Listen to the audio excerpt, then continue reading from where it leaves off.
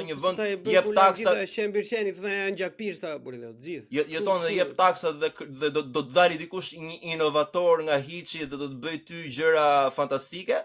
Po mirë, mo Leonardo da Vinci kush e financonte? A nuk ishte familja Medici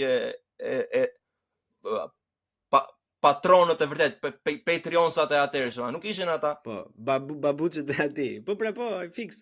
Pse duhet të ketë frikë njeriu nga kjo lloj gjëje? Edhe un kam ndërmend të krijoj generational wealth, ase kam fare frikë si gjë. Po, krijoj generational wealth, jem rehat për veten time, edhe ti siguroj brezat e mi dhe njëkohësisht dashuria ndaj artit, ndaj kulturës qëndron atje, moralisht nga ana etike morale je në rregull. Thjesht ke ca para më shumë se sa njerëz të tjerë, sepse di ti menaxhosh më mirë. Filozofia e të qenurit i pasur. Nuk do të ndalim te kjo skamja në kokë, me thënë se ajo është skamja në kokë.